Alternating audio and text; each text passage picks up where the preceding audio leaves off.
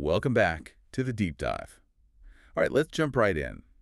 We are talking about the U.S. pet e-commerce market. And it is a battleground. We're looking at a $157 billion ecosystem. And the whole game has changed, right? Post-pandemic, it's not about finding new customers anymore. 2025 is all about retention and really stealing market share. It's a zero-sum game now. And this pressure, it's all being fueled by this unstoppable trend of pet humanization. Yeah, that term comes up a lot. Because it's real. We have data showing 80% of owners see their pets as family, genuinely as family members, and that drives this explosive demand for wellness products, things with high margins. You mean like supplements and that kind of thing? Exactly. Supplements are forecast to grow, 10 to 12%? Every single year. But the big problem for any smaller brand is, well, it's the duopoly. Of course. You have Amazon on one side with logistics and price, and then you have Chewy. Chewy owns that emotional connection. Their auto-ship subscription alone drives something like 70% of their sales. A staggering 70%. Yeah.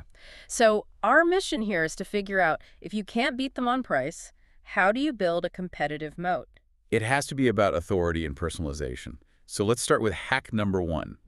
Bridging what you call the expertise gap. The expertise gap is, it's a gold mine for independent brands. We've got data showing 63% of millennial pet owners feel like the big retailers just don't have the knowledge to help them. They don't know what to choose. They're overwhelmed, so you have to stop being just a store. You need to implement the pet as patient model. Okay, so what does that actually look like in practice?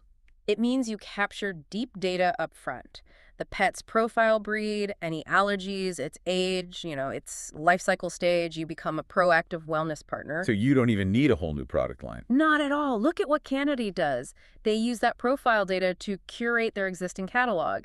It immediately cuts down the decision fatigue for the customer. And that builds trust. Which brings me to Chewy's Connect with a Vet service. It's a genius sales funnel. It is. It's free advice that funnels people directly into a purchase. But smaller stores can do this. You can hack that same level of trust by integrating white label telehealth APIs. Okay, let's just break that down. White label telehealth APIs, what are we talking about? They're just pre-built digital tools. You license them, put your own brand on it, and suddenly you're offering free, high-trust consultations without hiring a whole team of vets.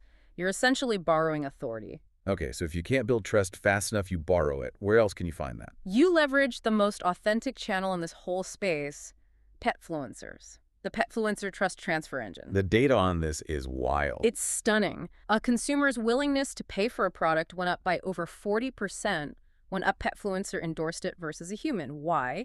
Because the pet is seen as sincere. It's not trying to sell you anything. Right, that sincerity is key. And that brings us to the new battlefield, which has to be TikTok Shop.